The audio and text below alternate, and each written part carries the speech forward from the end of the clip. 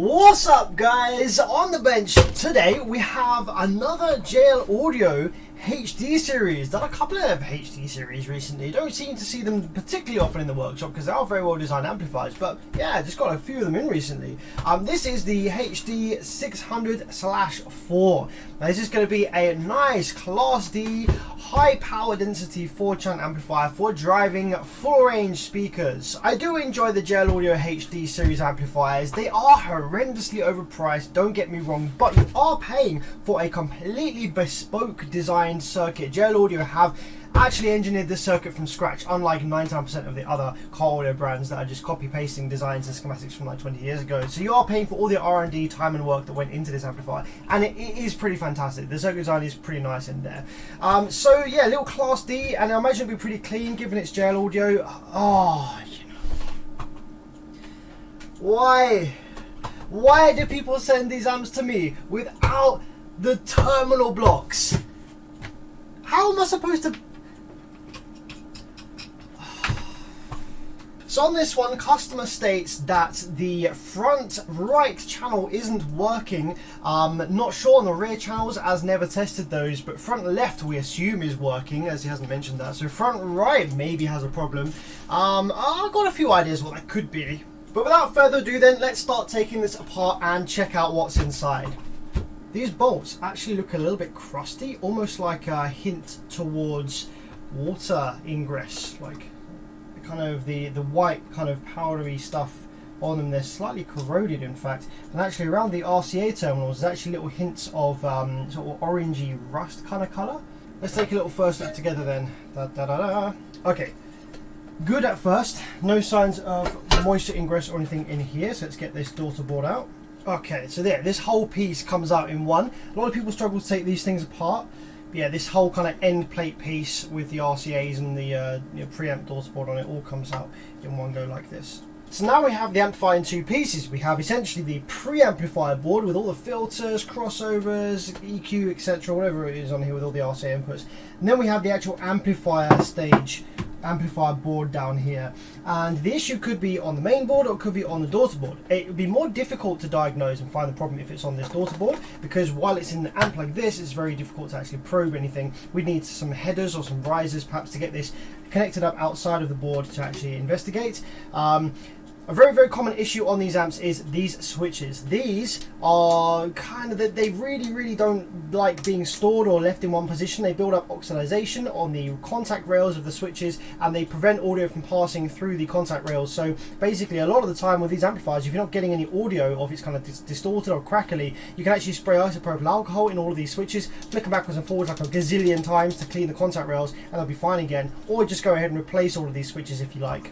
So yes, as I suspected, this is a 4-channel Class D. You can see there are our 4 output inductors for the output section. 1, 2, 3, 4. We have our filter caps as well in there. This is our power supply section with our main power supply transformer. Little inductor here for the rail rectification. Power supply FETs all underneath here. Little separate transformer for the auxiliary voltage, like VCC plus minus 15, that kind of thing. Little MOSFET here that drives this transformer. That can die as well. This whole circuit can go down and not generate the auxiliary voltage correctly. And then we have the drive circuitry for each of the 4 channels. 1, 2, 3, 4 here. The actual final drive buffer, the actual final drive IC is a 2011. Yeah, these little chips in here, IRS 2011. That's the driver that's running the MOSFETs. Yeah, this is all sort of JL Audio's Class D drive circuitry, probably a lot cleaner than a lot of other Class Ds. So first thing then, I'm going to power it up and I'm going to make sure that we have Class D switching on all 4 channels and see what it looks like, make sure it looks decent and good shape, PWM and stuff like that. Then we're going to probe the speaker terminals and see whether we get any noise on any of them that's different to the other channels, see if it's all the same or whether one of them is worse than the other, any DC offset, things like that. I'm going to take the clamp here off for the output MOSFET so that we can probe them nice and easily. God, look at this sketchy thing I've had to do to get this power connected. I've got one wire nut on the plus 12. The ground is actually nicely shoved under the terminal, which is actually making a relatively decent connection. The remote wire is just kind of wrapped around there, low current. Best I could think to do in a quick moment. Okay, so let's pulse the remote and build a little bit of rails. So, oh, this amplifier wants to build full rail to start with, or no? We've got 5 volts on probably what is the high side here so far. I just touched the remote for a split second there. This is going to be the low side. So if I go ahead and hold my foot pedal down to build the amplifier up fully, we have Class D switching there. Yep, 1.4 amps worth of idle current draw. 1, 2, 3, 4. Okay, so that's kind of cool. That means that we have Class D switching, what's looking quite nice on all 4 channels. So it's not going to be a kind of output drive circuit fault, I imagine. We've probably got just a basic preamplifier fault on our hands. Okay, so let's probe the speaker terminals and see if any one of them is specifically noisier than the other. So if we zoom right in here, you can see this channel has about 800 millivolts worth of 446 kilohertz on it as a sine wave. That's just the filter network. I have to say it's a bit noisier than I would have imagined actually from JL Audio. There's quite a bit of remnants on here. It might disappear when we load it though, and it might not actually hiss through a speaker very much.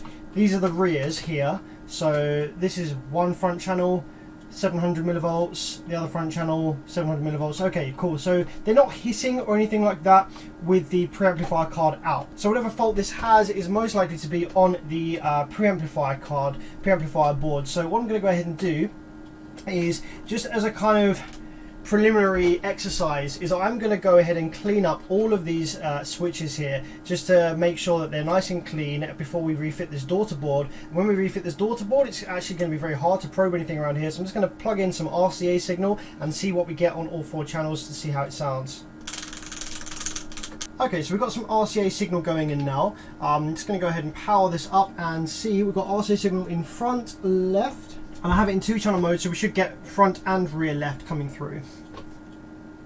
Okay, well there's a nice clean sine wave, well as clean as it will be on this Class D, from front left.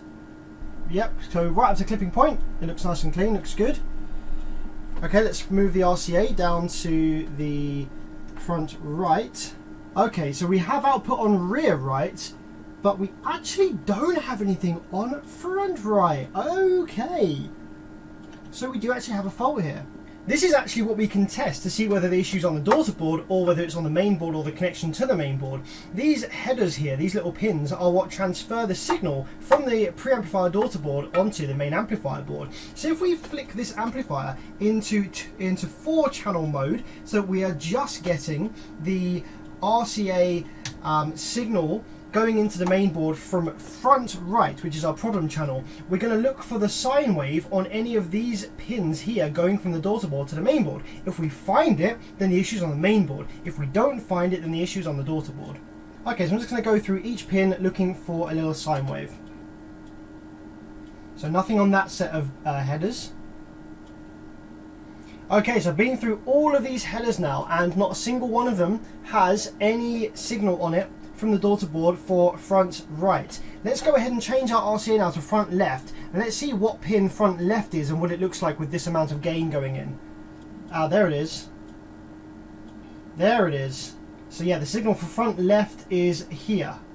So yeah, it should be pretty decent size on the screen there.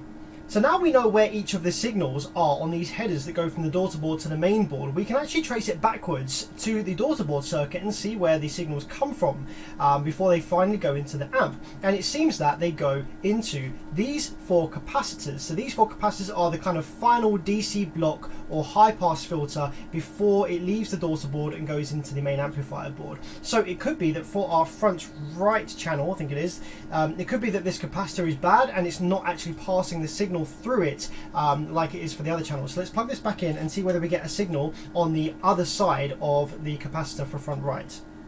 Okay, so front right is connected, it's powered up, and let's see, I don't know which one it is, but let's go on each side of these capacitors and see whether one of them has a sine wave on one side but not the... what the heck, that one has DC on it. That's not supposed to be there. So the output of this capacitor to the main board should be this pin, which should go to one of the pins on these headers. So let's take our multimeter, just confirm that, to confirm that we're not sending 3 volts DC into the main board. So I was a little bit wrong about these capacitors. They're not in series with the signal. They're not acting as DC block or high pass. They actually are connected to ground on one side. If we go ahead and check this, yeah, they're grounded through a 23-ish ohms, 23, probably a 22 ohm resistor, I imagine. And it looks like that's intentional by looking at the kind of trace here. It looks like that's actually the ground trace of this whole board. And then the signal is on the other side of this capacitor going to the main board. So if that's got negative 3 volts worth of DC on it, that is a preamplifier failure. It's going to be like a bad op amp or something. Yeah, look at that. Negative 3.3. That's definitely not supposed to be there. That's supposed to be the RCA. Ah, we do actually have the RCA, the actual signal. It looked like it was actually oscillating on there for a moment. I don't know if you saw that there on the scope screen. We did seem to like have a little sine wave that rode along that negative DC there. Yeah, it does. It does. If I turn the gain up slightly, it actually is moving slightly. I don't know if you can really see that on the screen there, but there is some noise coming through on there. Yeah. So that's our issue. So what we need to do then, ladies and gentlemen, is we need to trace back from this pin on the daughter board and see what it's connected to. Now, the faulty component could be relatively deep in the preamplifier board. It could be like one of the first op amps. It could be a whole bunch of things, but usually throughout the preamplifier stage there are levels of DC blocking along the way. There are capacitors in series with the signal or things like that. So the fact that we've got that negative 3 volts worth of DC right here by where it goes into the main board suggests to me that the faulty component may actually be relatively close to this kind of final final headers here. So yeah, let's take this back apart and let's see where it goes. Okay, so the signal is there, and on this capacitor it seems to come through this resistor here, which is a 1000 ohm resistor here, R195. There's nothing else that has continuity to this by the looks of it, because the signal can kind of split off into many different routes. So this 1000 ohm resistor seems to be just where the signal is. Now the other side of this 1000 ohm resistor, it may go to an op amp, it may go to another resistor, capacitor, all kinds of things. So let's see where this signal goes after this 1000 ohm. Okay, seems to go into this op amp here. There's also a capacitor here, C23, that it goes into, and C24. So a couple of capacitors here. So I've got a couple of options here. The first thing I thought to do was, okay, let's swap this op amp for an identical op amp from a different channel and see whether the problem moves sides. We've got the problem on the front channel. I imagine if we swap this and this round, if this is the faulty component, the issue will move to the rear channel. We could do that. However, another thing we could do is we could actually inject some bipolar supply voltages to this daughter board and see whether we get our 3 volts leaking there. And we can actually identify which is the bad component right here and there, without connecting this to the amplifier board, but just from connecting it to some external bipolar supply. It probably needs just plus minus 15. So in order to kind of see whether we can do that, we're going to go ahead and confirm which pins of these op amps are connected to which pins of these headers for plus minus their supply voltage. So it's probably going to be pins 4 and 8. So if we probe pin 4 of this one, we have the third pin along here through probably a 10 ohm resistor. Okay, so these 2 pins seem to be one of the supply voltages. And then if we go over to the other one, we have these 2 pins through again another 10 ohm resistor, and that's going to be our other supply voltage. So what I could do is I could inject some bipolar supplies across this pin and this pin here, and we can see whether we get the negative 3.3 volts leaking onto this audio output just by injecting the bipolar supplies that these op amps use. And we can see here on the datasheet for this op amp that pin 4 and 8 are indeed the supply pins, and pin 4 is negative supply and pin 8 is positive supply. Let's just see what kind of voltages it wants on the supply. Plus minus 18 volts. So we're going to go ahead and give it, I'm just probably going to start nice and low. Input common mode voltage range plus minus 12 volts. I'm going to start off at plus minus 5 just to see whether we get any deviance. Remember, we don't actually need to power this kind of op amp up fully. All we need to do is check for leaking voltages on the audio output of one of these, and then remove it, replace it, see if it goes away, just as an easy, quick to kind of test this. Okay, so that's on negative. that's our positive. And our ground, we need a ground reference as well, is going to be this one right here, because we have continuity from a bunch of like filter capacitors and things like that that are connected to ground to these pins here. So that's going to be our ground reference. So if we now go ahead and turn on the bipolar supply, and let's adjust the voltage to, let's go right down to like plus minus like 5 volts, just something nice and safe at the moment, just in case there's any problems. So plus minus 5 there. And we're going to go ahead and turn both of these on together and just make sure there's no like over current or anything first.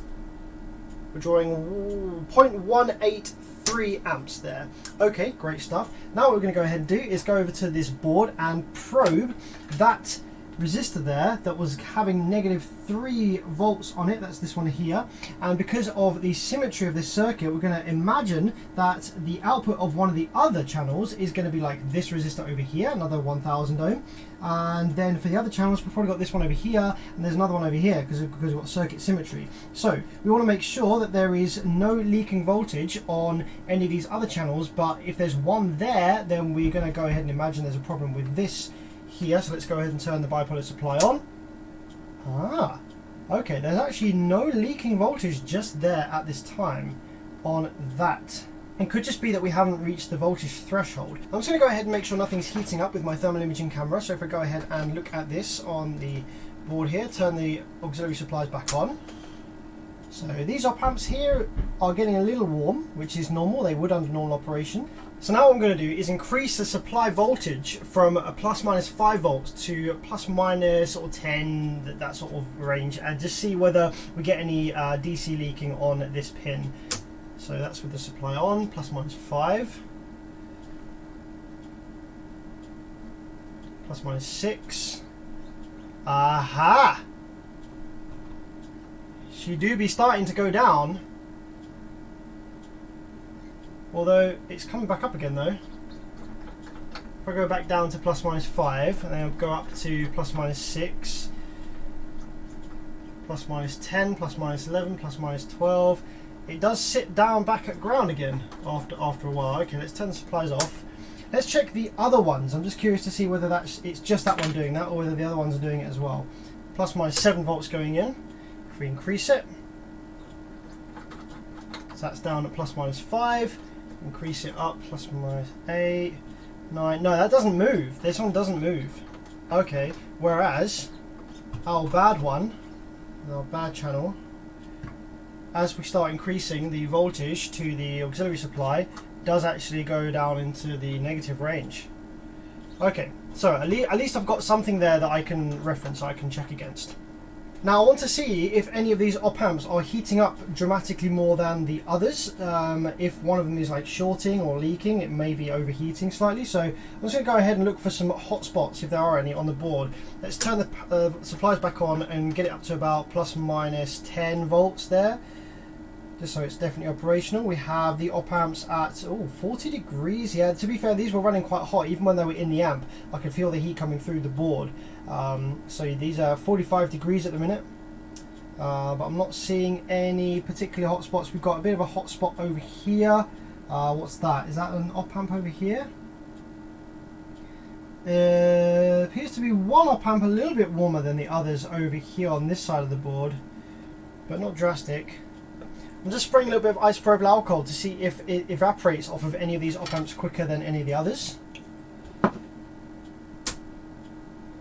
So it evaporates off these ones pretty instantly. These op amps over here, especially this one, evaporates real quick. Ready?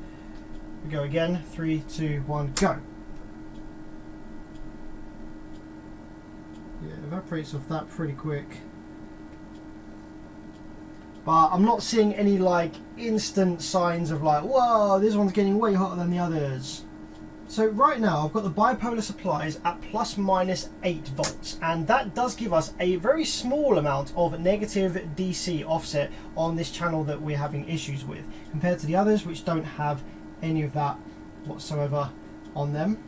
So that's cool. So we've got a difference. We've got a difference between this channel and the others. So I'm actually going to go back ahead and go back to the op amps here and see whether we can trace our way back and find where that negative offset is coming from. So with this op amp right here, We don't seem to have any problem there.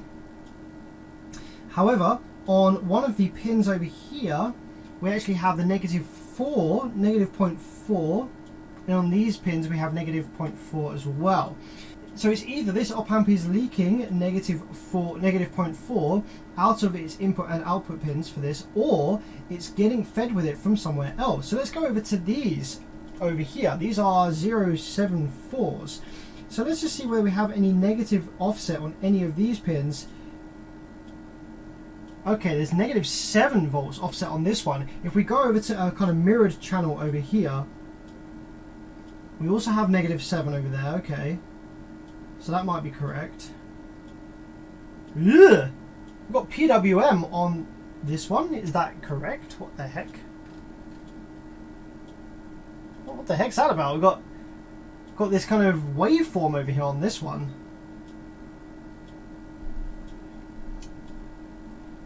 Why is there a waveform?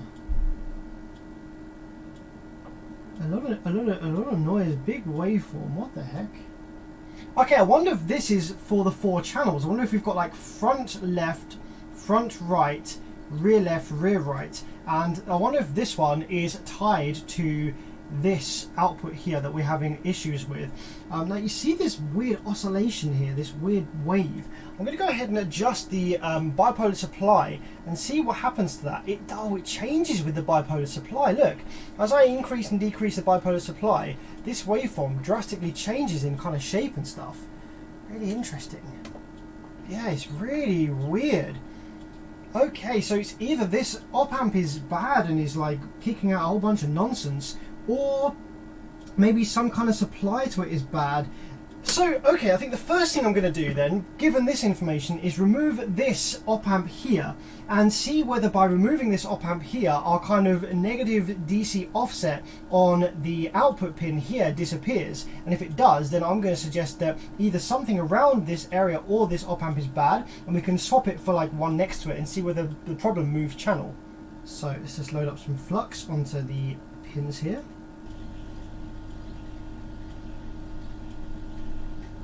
Okay, so I'm going to power it up again on the auxiliary supply and see whether all of that strange noise, that kind of waveform that's definitely not supposed to be there, see whether that has disappeared or not. Okay, it has gone away. We do still have a bit, and we do still have some sort of noise and jumping around on the pads of this op amp with it removed. What do we have on the resistor here that goes to the main board?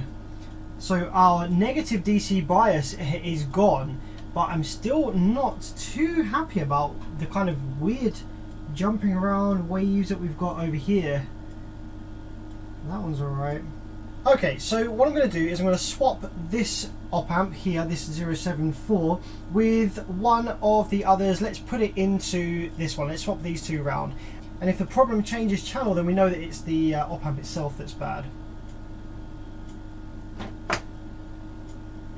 So let's drop you on here. And actually, before we put this one into the good channel, I'm actually going to let that cool down and power it up with the op amp from here moved over to here, and just see whether those kind of strange waveforms have disappeared, and also see whether we still have our bias over here at the output pin. Okay, so ±7 going in at the moment. We don't have our strange waveforms there anymore. Do we have our bias on the output? No, we don't. That's interesting. Okay, that's positive. That's looking good. So our bias is no longer here at the resistor or the output. The strange wobbly waveforms are no longer there either on these pads, which is cool. So now let's put the op amp that was doing strange things, let's put that into this channel and see whether the problem moves sides. Okay, I am curious. So I'm going to probe the 1000 ohm resistor over here that's going to be the output for what is this channel. Let's turn the supply on. We get a bit of an offset to negative, only 2 or 3 volts, and it is going down a bit. It is negative 0.3 of a volt, and is the weird waveforms over here on this op amp now. Yeah, it is. Ladies and gentlemen, that's our problem. it's this 074 op amp.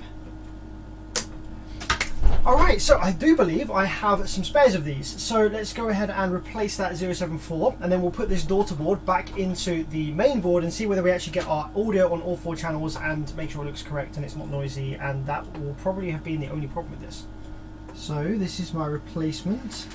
Okay, so with our replacement op amp in, let's just make sure that we are all good across these two and they are the same. So we're starting off nice and low with plus minus 6 volts to start with.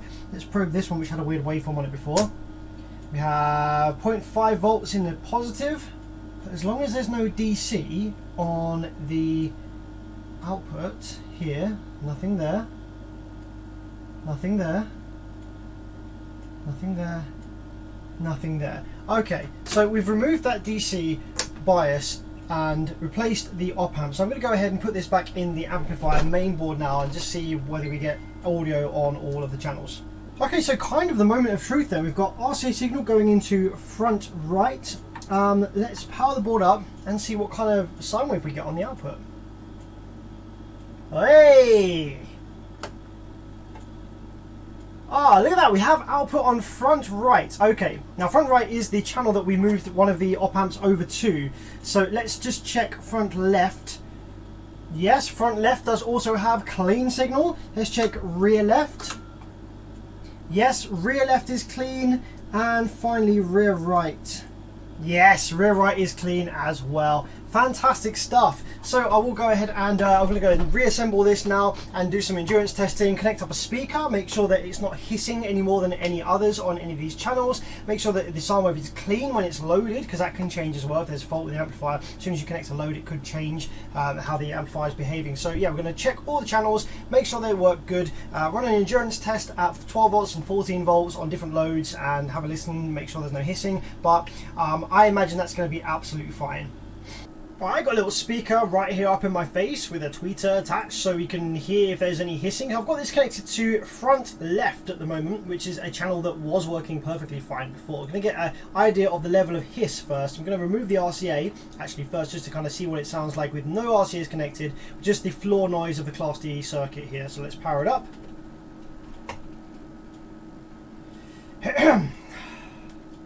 He says the remote wire has fallen out because I don't have the freaking terminal blocks. Let's power it up.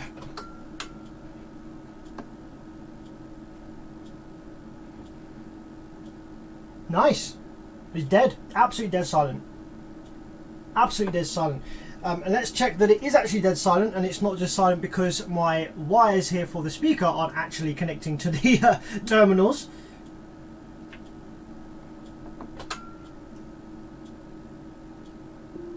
Nope, it is connected.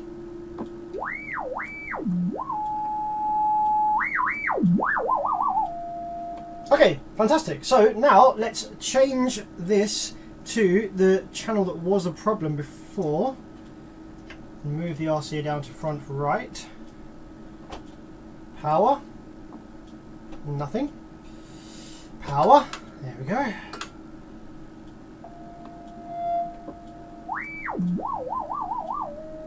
Awesome, and no hissing. Great, cool.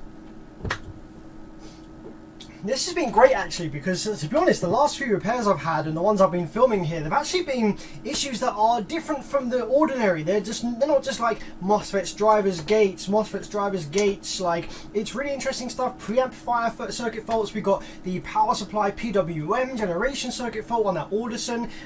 There's lots of different kinds of faults that are something I don't see it all the time, and I think they're actually really good to document and to show you guys, make for an interesting video. It's good information to have out there, and it's just a good reference for me as well, because I don't take any notes on any of my repairs. So, you know, if I get an amplifier that's come in that's got the same fault as before, I might be like, oh yeah, I've seen that before. What did I do to fix that last time? And yeah, I've got a video here to go back on, so it's pretty useful. But yeah, guys, hope you enjoyed. Leave a thumbs up if you did enjoy it, and yeah, I'll see you in the next one.